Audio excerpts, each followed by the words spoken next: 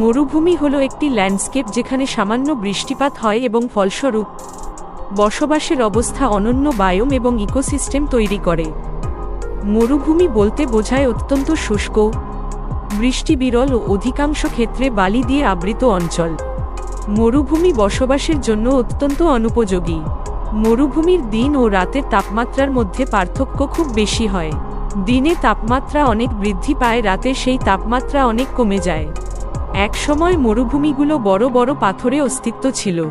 দিন ও রাতের মধ্যে তাপমাত্রার এই ব্যাপক তারতম্যের ফলে এসব পাথর প্রতিদিনই সংকোচন ও প্রসারিত হতে থাকে এবং গায়ে ফাটল দেখা দেয়। লক্ষ লক্ষ বছর ধরে এই প্রক্রিয়া চলতে থাকলে বৃহৎ পাথরখণ্ডগুলো ক্রমেই ভেঙে ক্ষুদ্রাতি ক্ষুদ্র অংশে বিভক্ত হয়ে বালুকণার আকার ধারণ করে। সাহারা মরুভূমি হল পৃথিবীর বৃহত্তম মরু এলাকা।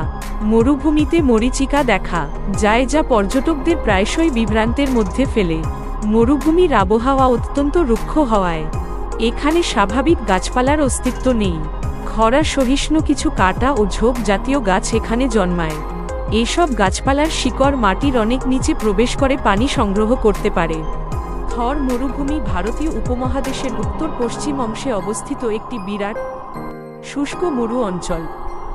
এর আয়তন 2 লক্ষ বর্গ কিলোমিটারেরও বেশি। এটি বিশ্বের 7ম বৃহত্তম মরুভূমি। মরুভূমিটির বেশিরভাগ অংশ ভারতের রাজস্থান অঙ্গরাজ্যে পড়েছে, তবে ভারতের হরিয়ানা ও পাঞ্জাব রাজ্যের দক্ষিণ ভাগে এবং গুজরাট রাজ্যের উত্তর ভাগেও থর মরুভূমি প্রসারিত হয়েছে। থর মরুভূমি উত্তরে শতদ্রু নদী, পূর্বে আরাবল্লী পর্বতমালা, দক্ষিণে কচ্ছ জলাভূমি এবং পশ্চিমে সিন্ধু নদ দ্বারা সীমায়িত। ধন্যবাদ।